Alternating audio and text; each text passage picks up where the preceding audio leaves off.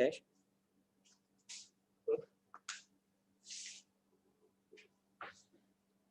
Test. Mic test.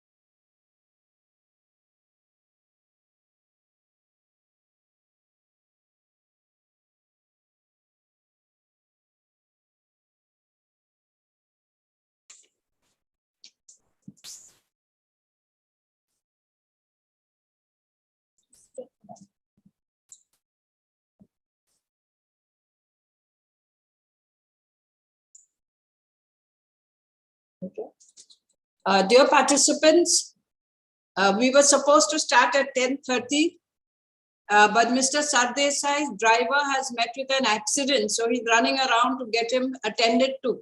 So we will start at 11. Sorry for the delay, but this was an unforeseeable circumstance. Am I clear?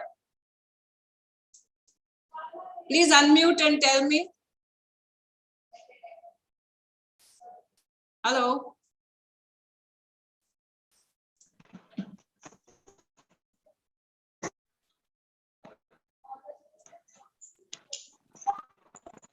Sybil? Yes, sister. Yeah, we are starting at Yes, 11 sister. Okay. Yes, sister. because he just phoned up to say his driver met with an accident and he's running around with him. Okay, sister. Yes.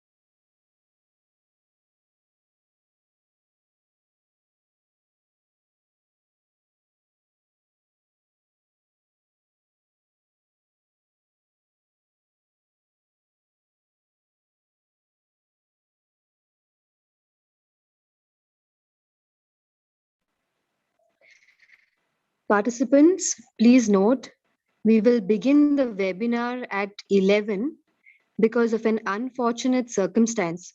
The driver of Mr. Rajdeep Sardesai has met with an accident and he is attending to him at the moment. So we will begin at 11. Thank you.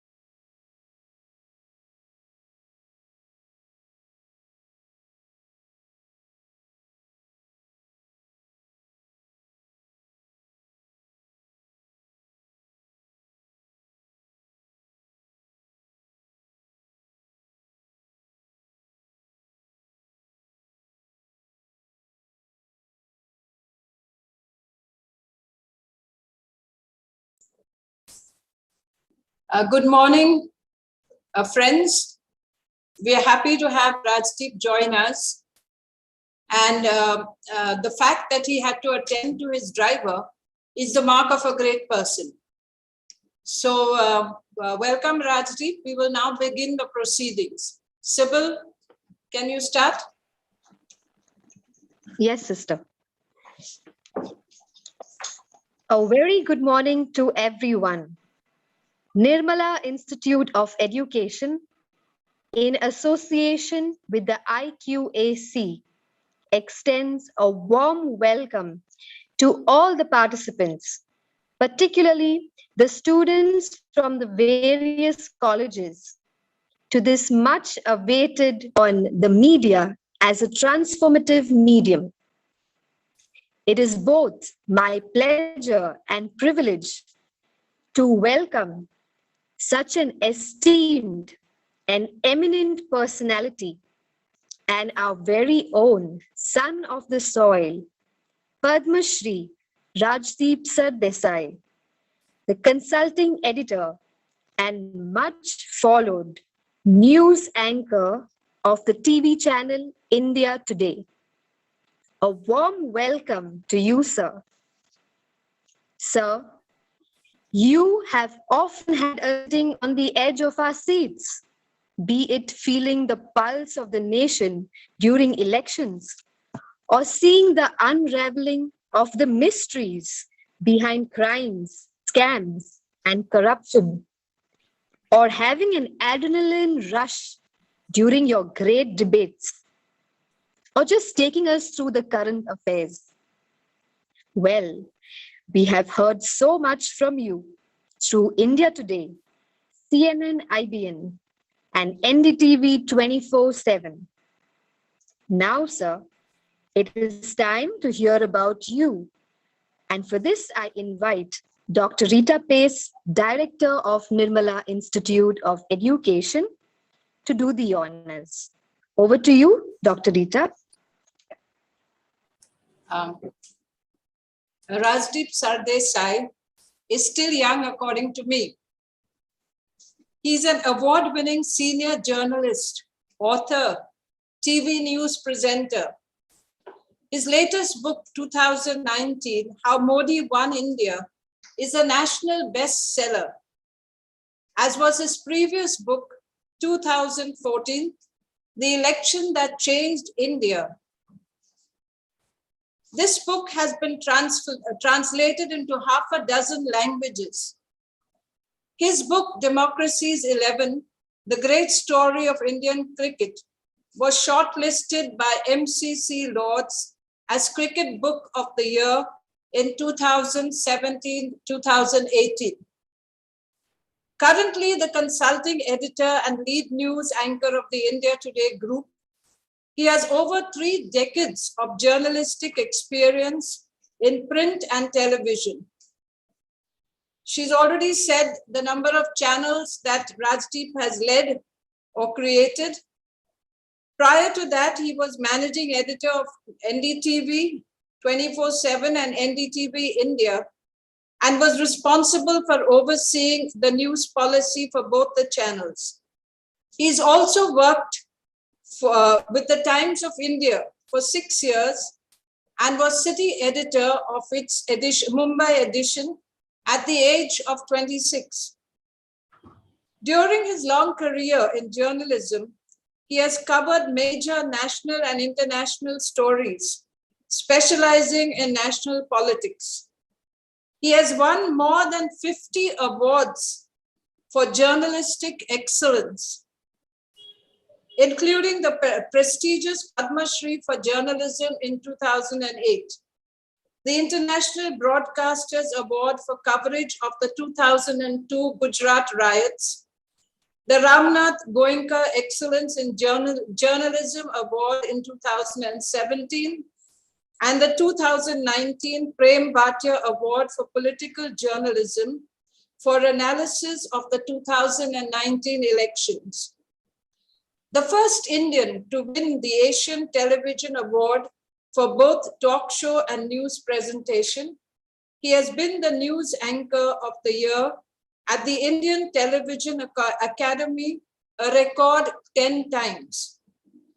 In 2020, he was conferred with the Lifetime Achievement Award at the annual News Broadcasting Awards.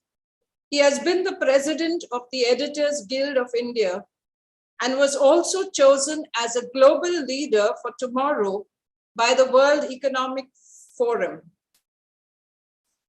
Rajdeep writes a fortnightly column across several newspapers, including the Hindustan Times and Dainik Bhaskar.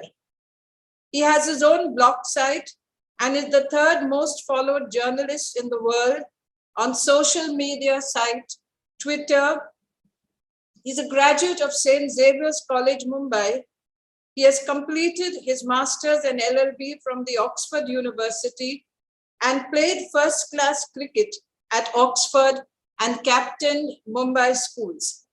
I suppose all of you know he's the son of one of our great cricketers, Dilip Sardesai. So Rajdeep, we are eagerly waiting. Over to you.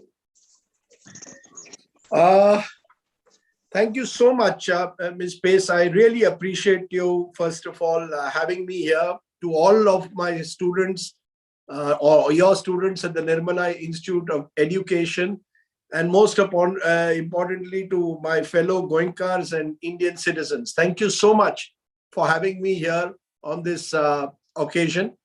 I'm sorry I was delayed because unfortunately in life you never know what the next morning brings. My assistant, who also works as my sort of odd jobs person, had an accident late last night, and we had to rush him around to get him into a hospital.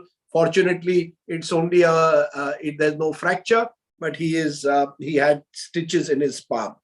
That's why in life I always say we must live in the moment, and this is just a sort of message which I think in COVID times is important for all of us. Many of you students I know have had a very difficult time in the last 20 months. Living, it cannot be easy not being in college, not being in physical touch with each other, and being virtually forced into this online virtual world that we all live in. And that can't be easy for teachers, it can't be easy for students, can't be easy for parents. The world has changed. I think this has been a difficult, traumatic 20 months and has completely disrupted all our lives. And the media too, which, as your topic suggests, is it a transformative medium? Before anything else, let me say that the media today is completely going through a process of total disruption. All the old order rules are changing. We are becoming more and more digitally connected than ever before. Technology matters today much more than ever before. I'll come later to what that means in real terms, but let me say this, that when you say, is the media a transformative medium or the media as a transformative medium, there are two ways to look at what you've just said. Either look at the glass as half full or the glass as half empty. If I looked at the glass as half full, in a more positive spirit, I would say that the media today can continue to hold those in power to account. We just saw it only day before yesterday. I did an interview with the former Goa governor, Satyapal Malik, and Mr. Malik in that interview said there was total corruption in Goa, in the Goa government during COVID. Now that has galvanized in a way at least some kind of a public debate in Goa about the manner in which public funds were used during COVID times. And it required this interview, which was aired on our channel day before, to perhaps ignite this debate.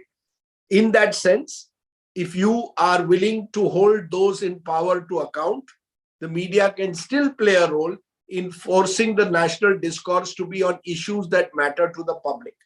Now, as we've seen in the Aryan Khan case, for example, it's a case where every little WhatsApp chat of Aryan Khan is being put out in the public domain.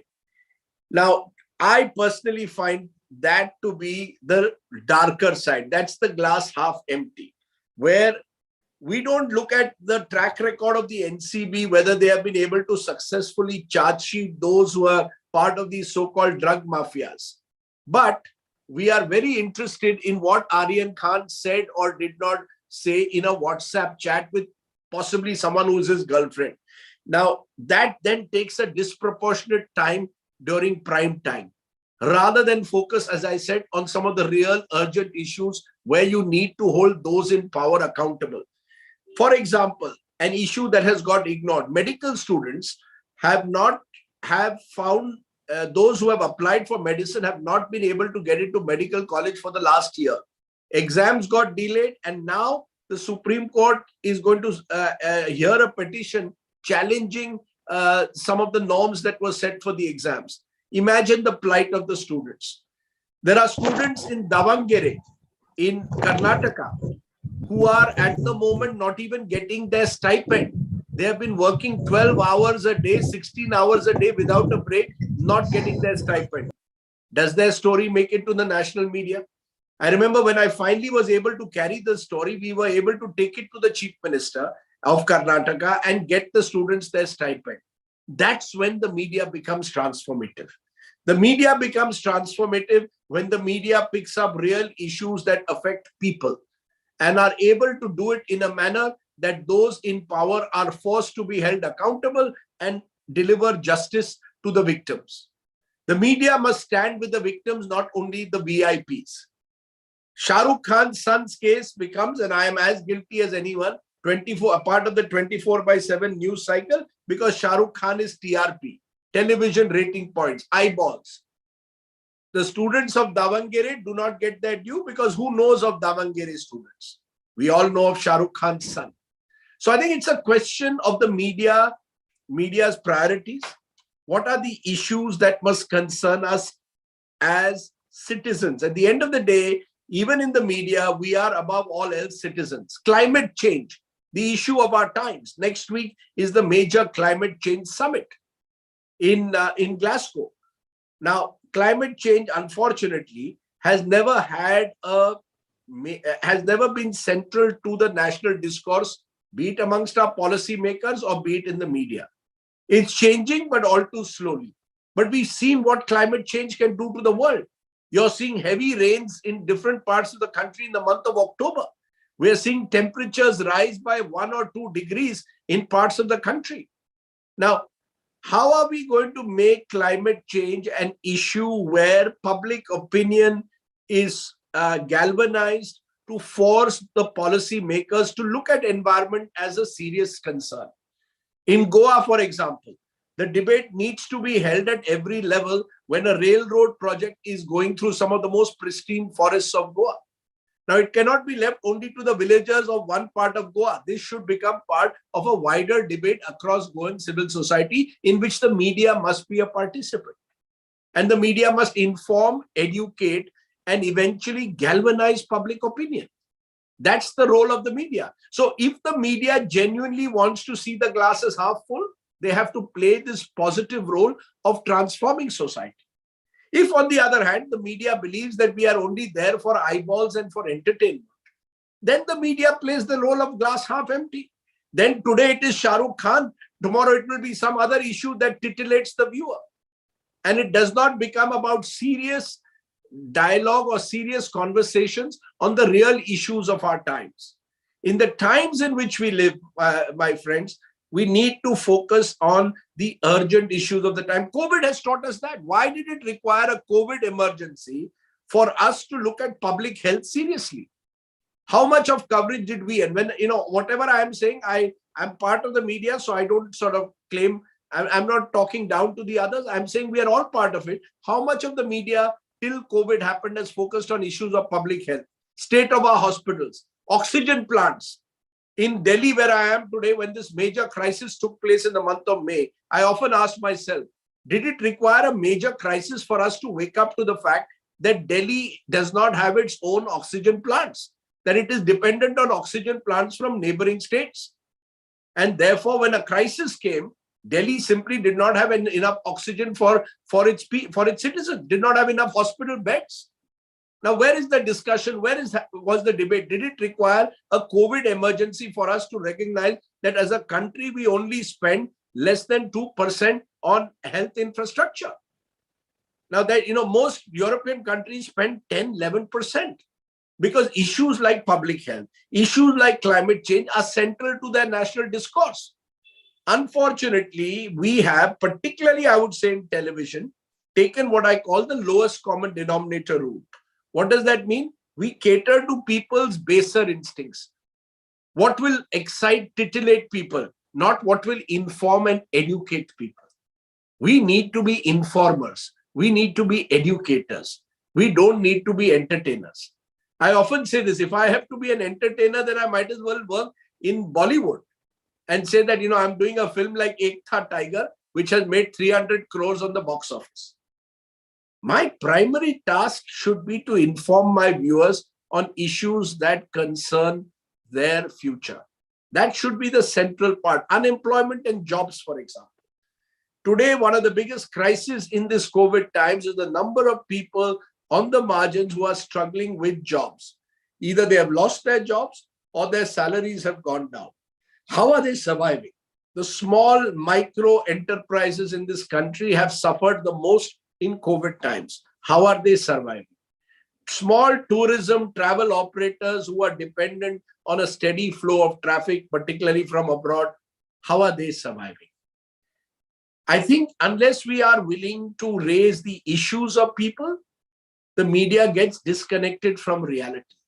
I sometimes feel we are living in an alternative reality, an alternate bubble. I live in Delhi, and it seems almost as if the world for us is only what happens in and around Delhi. I call it doorstep journalism. We call ourselves national channels, but if there is a cyclone in Kerala, it may not make national headlines, but if there is a small drainage leak in Noida near Delhi, it becomes breaking news. I think that really needs to change in a subcontinent-sized country. In a subcontinent-sized country, we cannot do our journalism only from the national capital. This is a country where there are thousands of stories to be told from different corners of the country. But in a strange sort of way, we are unable to sort of understand that the media, when you call yourself national media, you can only call yourself national media when you reflect the concerns of an entire nation. I think somewhere the media, therefore, has lost its way. I was interviewing this former Goa governor, and he said how politics, which was once seen as a mission, has now become a business and worse. To my mind, that has happened to the media as well. When I entered the media in 1988, my friends, I was at the Times of India. And frankly, it was a joyful time because there was no breaking news. There were no 24/7 channels screaming at you all night. And therefore, you had the capacity, the calmness to look at an issue without getting caught up in the noise. We put news above noise. We put sense above sensation. We could press the pause button, look at a story dispassionately, and then put it to our readers. Unfortunately, we moved from the print era in which I started journalism to the TV era to now the digital and social media era. The social media era in particular, in my view, has only spawned an increasingly hate-filled culture where people, instead of spreading harmony, spread hate. We're seeing it on Facebook all the time. I'm sure many of you are on Facebook or on Twitter. On these media, anonymous people can be used to spread hate using algorithms. And you will get exactly what you want to conform to your own prejudices. And what is it doing? It is polarizing us. We are looking for issues that divide people, not that unite people. If the media is to be a transformative medium, how is it going to be part of this social media ecosystem or the WhatsApp university where all kinds of WhatsApps are putting out fake news often in real time or putting out spiteful propaganda that puts one community against the other? Look at the manner, even with this Indo-Pak cricket match that took place last week. Look at the manner in which social media has been used and amplified to create the noise around the match. Some Pakistani cricketer says something, some Indian cricketer says something. It only adds to the poisonous atmosphere around. So it's no longer a cricket match. It becomes war minus the shooting. And the media, in a way, is part of this entire ecosystem that creates this jingoistic atmosphere. That we ourselves are almost, are almost baying for blood. That we want to create an atmosphere where India and Pakistan are going to take each other on in a cricket match, almost in a warlike atmosphere. So I think unless we recognize our responsibilities to the wider public, unless we recognize our responsibilities to viewers or readers, we are failing in our primary purpose.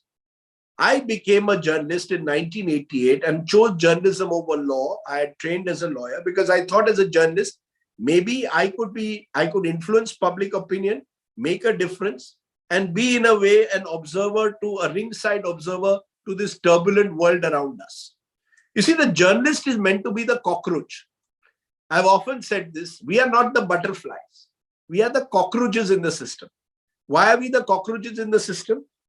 Because when there is a nuclear strike, God forbid there is one, and the world is destroyed, the only creature that will survive is the cockroach. And why the cockroach?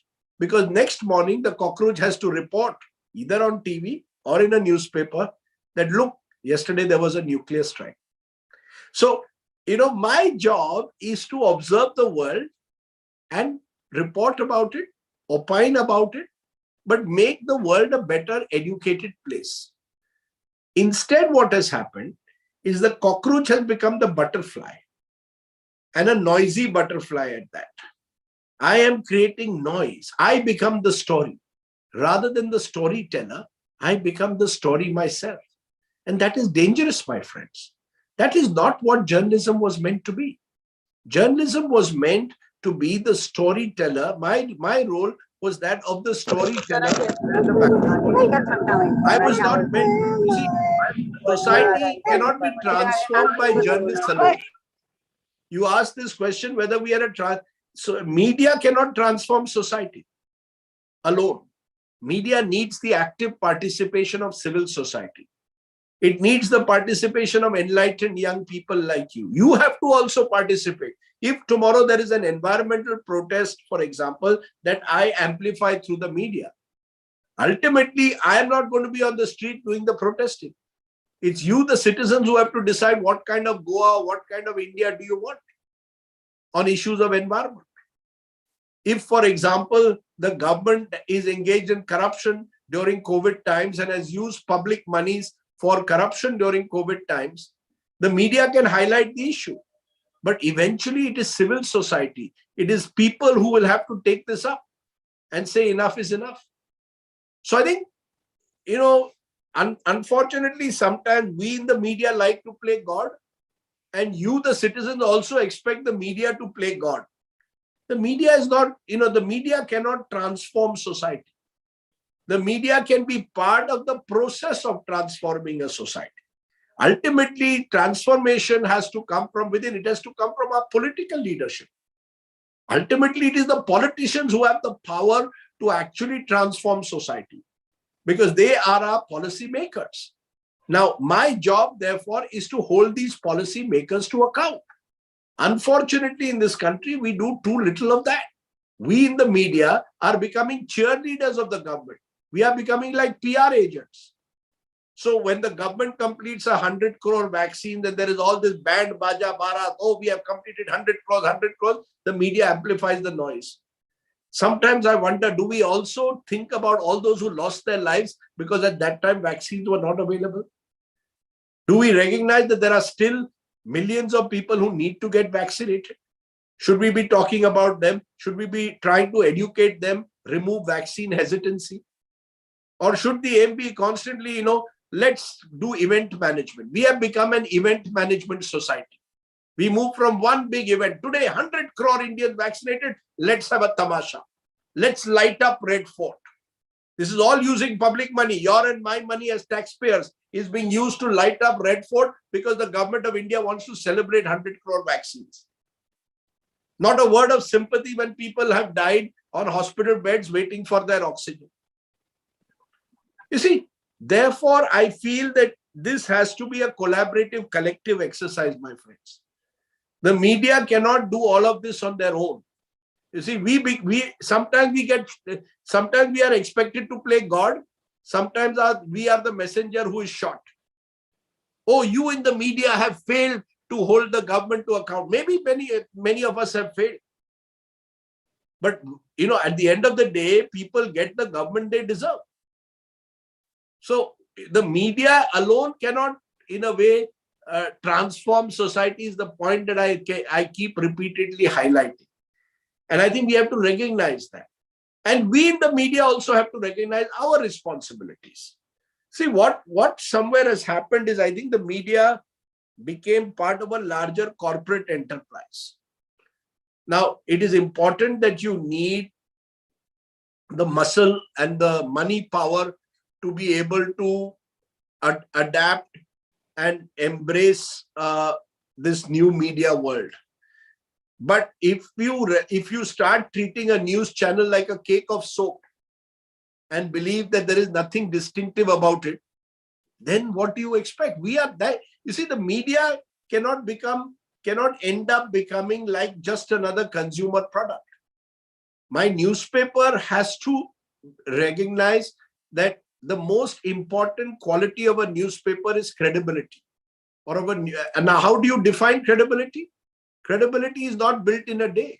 It's built over a long period of time by being truthful to the news, by trying to be as honest and dispassionate as you possibly can be. That is my role as a media person. It's as I keep saying, television is not box office. My job as a TV news presenter is to tell you the news every day. It is to try and shed sunlight on areas of darkness.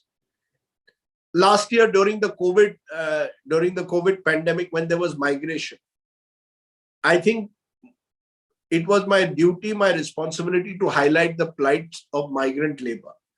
That it took COVID for us to recognize that there are thousands and thousands of Indians who are living in subhuman conditions, far away from their villages. And the first thing that happened when COVID lockdown took place, they were desperate to go back to their home.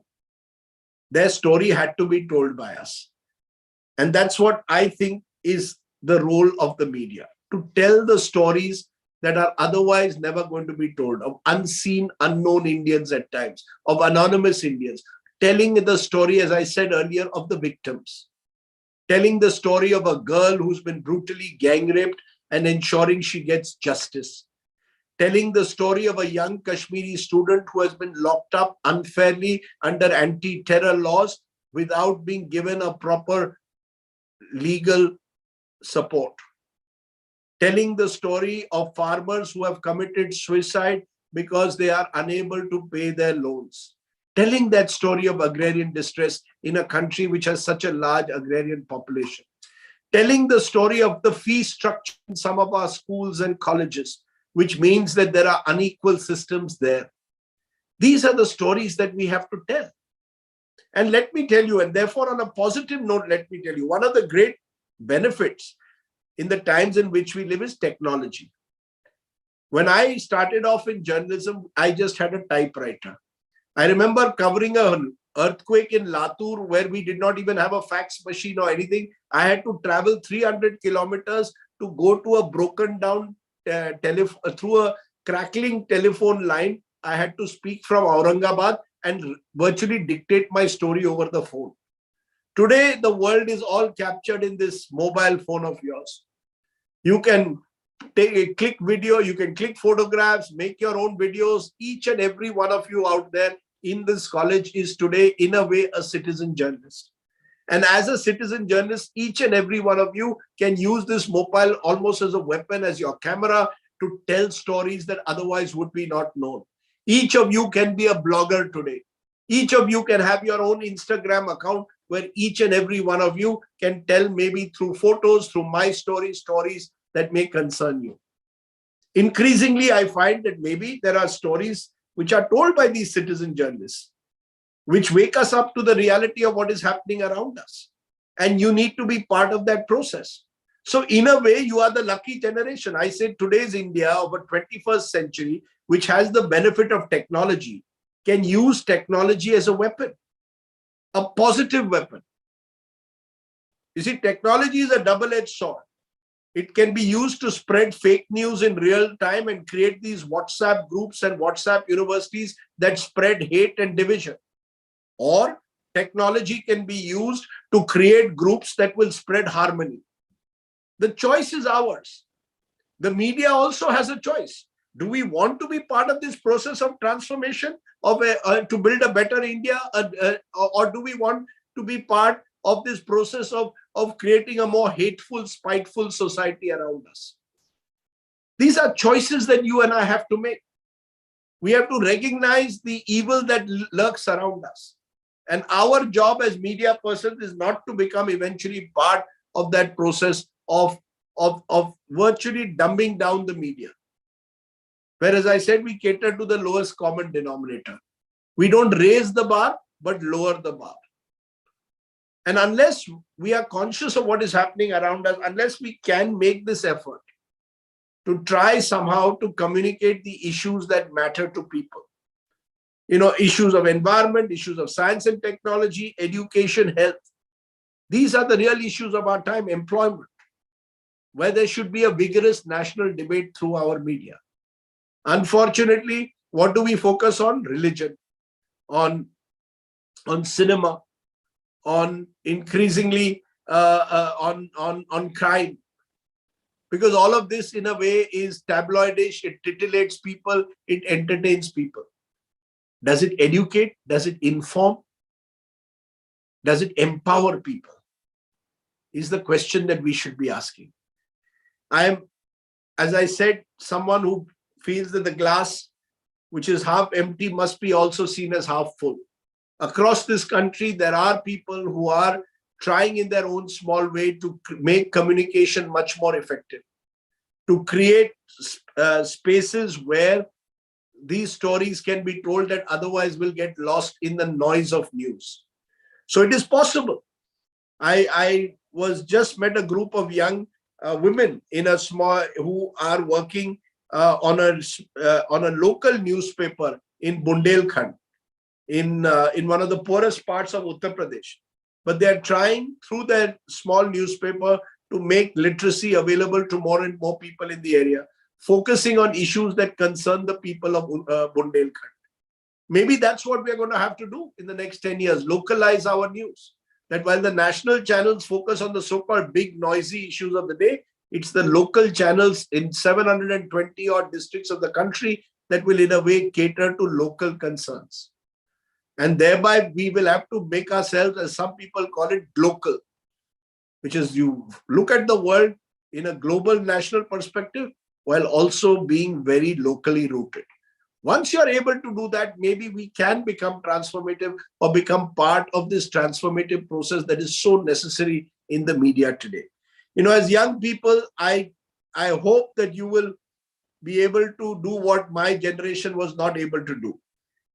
Ensure that the media or wherever you work makes a small difference to the world around them.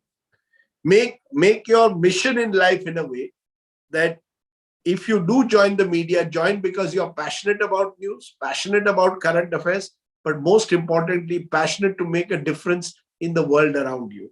So if you can do that, become part of this process, I think there will be much for you to celebrate and enjoy. Remember, journalism is a unique profession where no 2 days are the same. You never know what tomorrow brings. That's the uniqueness of being in a country like India. Unlike in England or somewhere where all people are worried about is what will the weather be like today. In India, everywhere in some corner of the country, there's always some news that's breaking, some story that is affecting the lives of millions of Indians. It is our duty, our responsibility, our dharma, as I call it, to tell that story. Thank you very much once again. I will be happy to take your questions.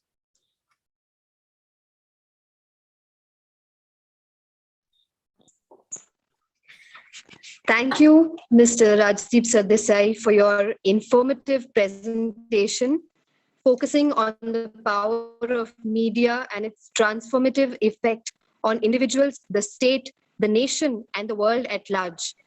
You always provoke your audience to think critically. So we now welcome questions, observations, or clarifications if needed. Hence, I request the participants to kindly unmute your mics and ask your question, or you can type your question in the chat box. Thank you.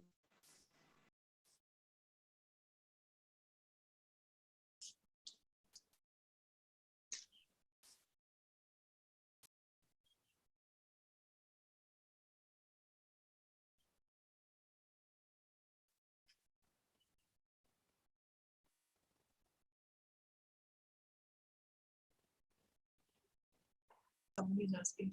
Sharvi, you want to ask a question? Yes. Yeah, please ask. So, good morning, sir. Morning.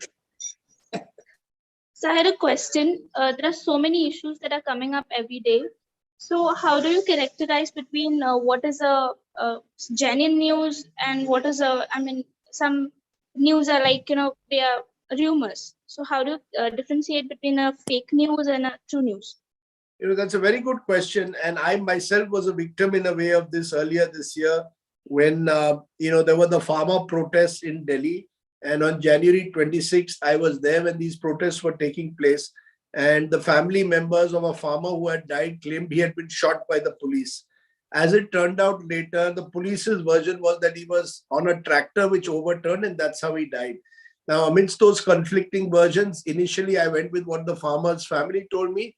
And it wasn't a rumor, but it was their allegation. But even so, in that sensitive situation, I should have been more careful. Similarly, I believe that there are lots of stories that come in on a daily basis, on an hourly basis that need to be checked. I think one of the most important things today is a need for greater fact checking. You see, what has happened is because we are on WhatsApp, you can be on a WhatsApp group, someone sends you a viral video. The next thing you know, you forwarded it to another 500 friends. My request would be before you forward any material, try to find a way of fact checking it. For example, someone will send you a video of they claim something that has happened in Kashmir. Next day, you will find that was not Kashmir. It was actually a video of Afghanistan or even Myanmar. Now, I know that it is very difficult for each individual citizen to become a fact checker, which is why it is important for you to at least in a way subscribe or try and verify before you try and verify a news before you share it with others. So the challenge is, how do you separate news from fact and rumor? It is for you, the citizens, in your own way to become some kind of fact checkers and verify any news before you put it out. Our challenge is to create internal institutional processes within our newsroom that no story goes out unless it has totally gone through a process of fact checking. Fact checking is becoming more and more important in an era where technology allows you to put out news in real time. So I think that is the critical factor to ensure a fact checking mechanism in newsrooms, as well as each individual out there, particularly those who are on WhatsApp or Facebook or any social media, create your own fact checking system before you spread the news. Thank you, sir. My pleasure. I can't see any of you. Unmute your video also.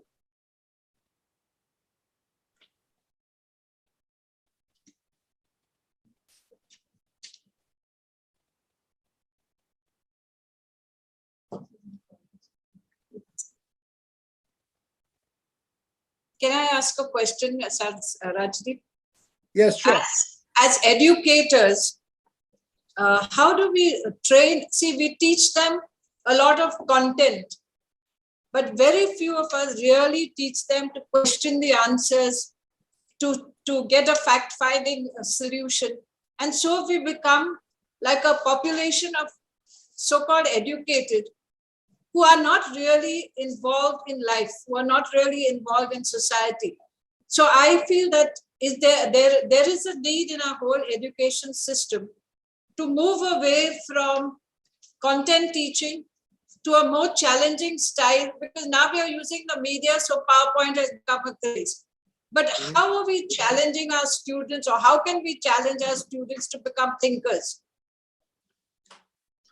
I think the challenge of our times is for students to engage themselves with the ideas of our time. I think teachers have to encourage a spirit of inquiry. Students should be constantly questioning. You see, we have created an unquestioning society at times where whatever is said by those in power, we accept. We have to become a more questioning, critical society. We have to, just because the government comes up with some statement or those in power come up with a statement, I think, we can't just simply meekly surrender to it. I think there has to be this constant approach of interrogation, of questioning of those in power. And once you do that, and I think as teachers also, teachers should encourage their students to challenge them, to question them, not to necessarily say, oh, teacher said this, therefore it must be right. I must, as a young adult citizen, build an inquisitive, curious mind of my own. People ask me, what is one of the most significant attributes you need to be a successful journalist? I say curiosity. Curiosity is critical for having a constantly questioning attitude of whoever is in power. And unless you have that attitude of curiosity, you will never be able to do full justice in a way to your profession. Thank you.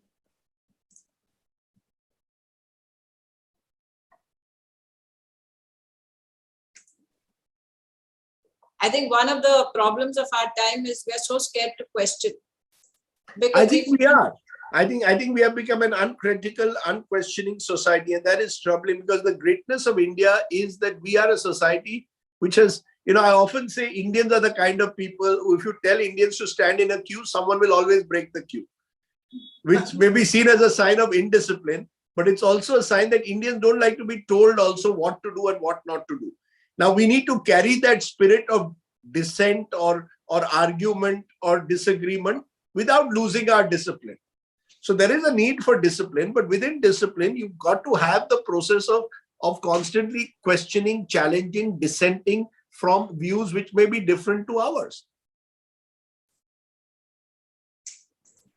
Don't be silent. Let me put it this way. Far too many of us are silent in the face of what we can see is clear, is clear failures of the system. When the system fails, why should we be silent? Our silence becomes our complicity. If someone has violated the environment norms, if someone has used COVID money for personal profit, why should we as a society be silent? We must speak up in whatever forum we can. Not all of us can hit the street, but we can speak up through our personal website, through our blog site. We can speak up on Facebook. We have to create spaces where our voice is heard. We can't just be, timid citizens who are not challenging the system.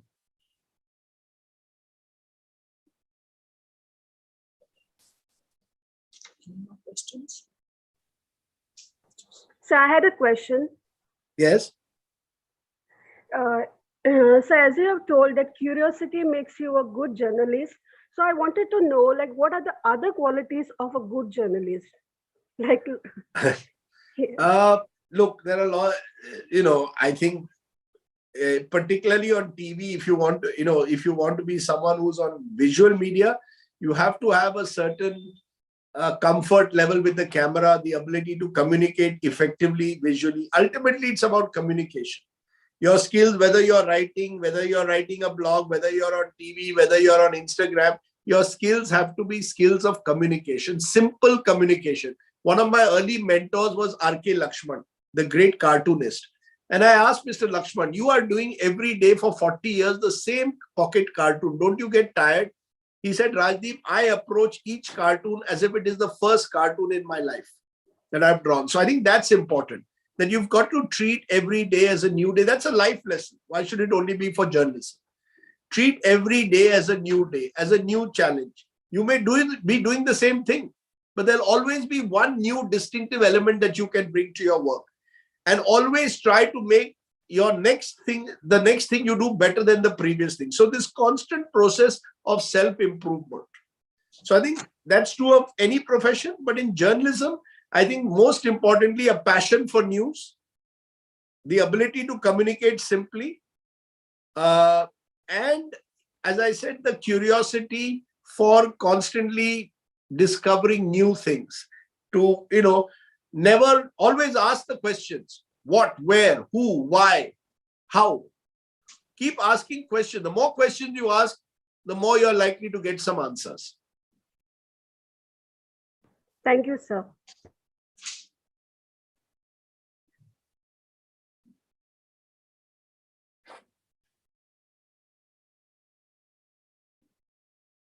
Any more questions? Sir, I totally agree with what you said about questioning. As a teacher, I always used to tell my students also, if you ask question, you are a good student. If you don't ask questions, you are not a good student. I used to tell them like that. So Absolutely. yeah, I feel that, we elders, even at home and even in the school, we don't encourage questions. And sometimes, we teachers, we say, how dare you question me? I have studied all this. You are not supposed to question me. I think that attitude and mindset of the teachers and the parents need to change. Then only I think the students will come forward with questions.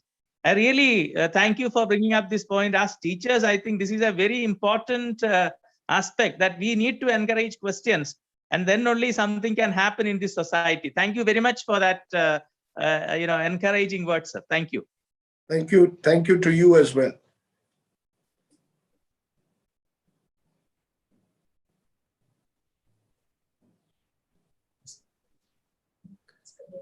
Thank you. Rajdeep, I have a question that might stir up a lot of things. Yes. Now we have teacher training programs, a 2-year program at the diploma in elementary education, at the B.Ed, at the master's.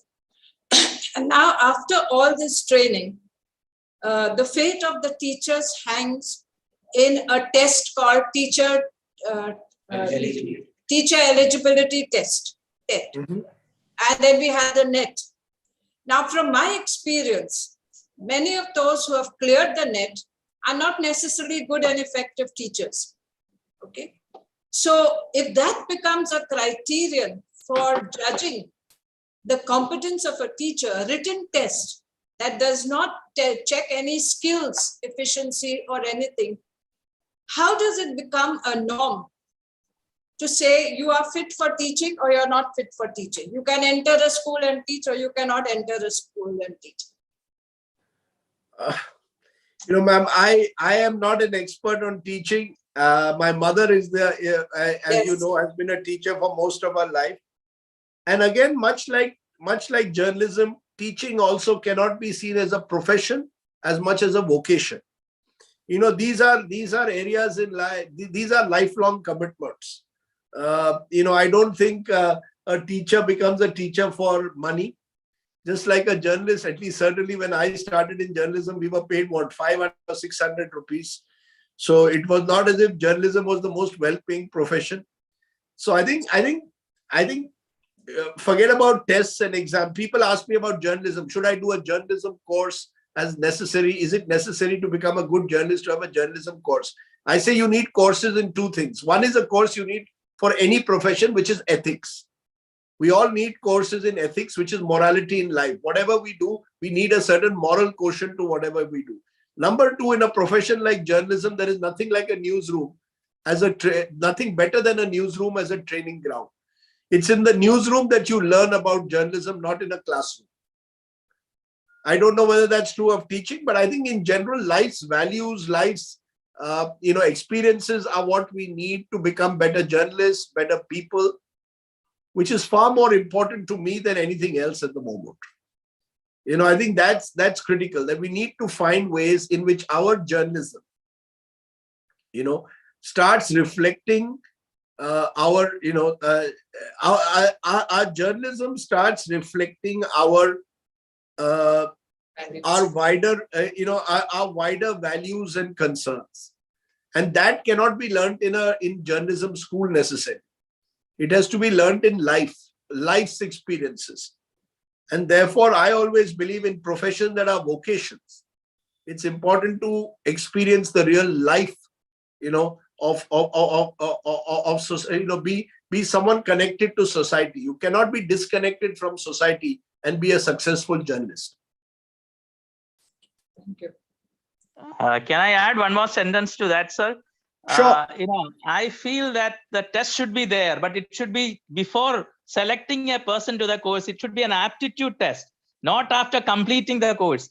There is no screening and aptitude testing before we select, students for teacher training program. I think one of the problems that we face in our country today is that we don't have the right people in the right place. So we need to conduct an aptitude test and not after the course. As sister has raised up this issue, I think that that's a very good thing. We should have the test before admitting the students, not after the completion of the course. That is what I feel. Thank you. No, absolutely. I agree. I agree. As I said, I don't know enough about teaching. I can tell you about my profession. I believe far too many people come in my profession without being truly curious about society around them. Curiosity may have killed the cat. Curiosity is ideal to make a good journalist. Thank you. No more questions. Maybe we'll close this session. And Mr. Clifton, one of our faculty, will give the vote of thanks. Thank you.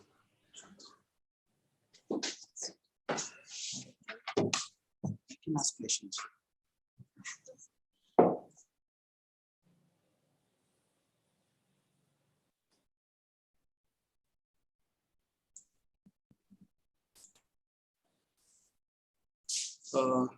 So may I ask a question before we wind up? Of course you may. So when we grew up, the news channels, what we saw, we grew up seeing maybe DD News or other news, they were completely different to what news is now, especially the visual news. So now the focus is more on the 9 p.m. news, which we call as the prime time news.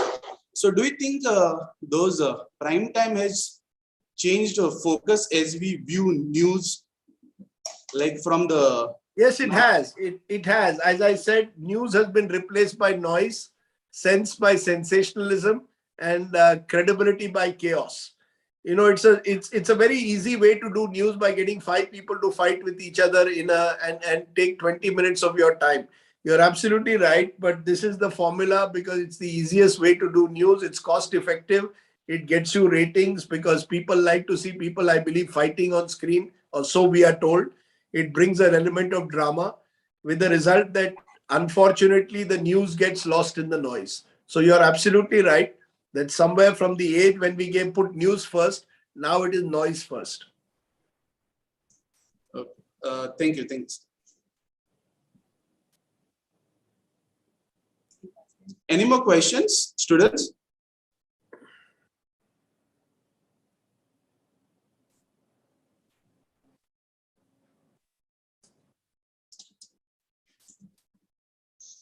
So we'll wind up the session. So on behalf of the management, the director and the principal of Nirmala Institute of Education, it is my great privilege to thank our resource person for today, Mr. Rajdeep Sardesai. Sir, your very insightful session on the media as a transformative medium has sparked a spark in the minds of our teacher trainees. Especially your focus on the very important sentence that the social media as a tool to spread harmony rather than to spread hatred. We assure you, sir, on behalf of our teacher trainees and the teacher trainees of the state,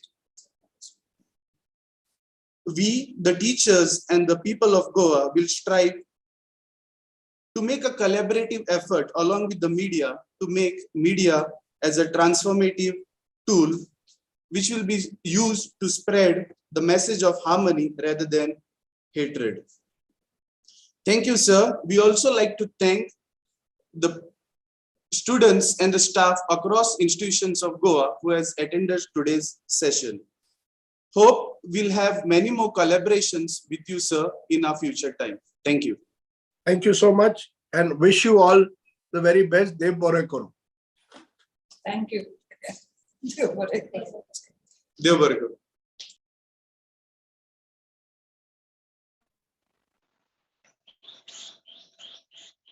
Thank you very much, Sir Rajdeep Sardesai.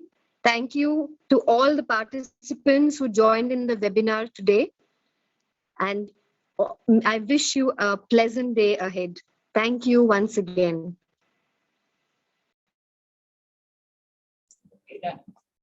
Thank you.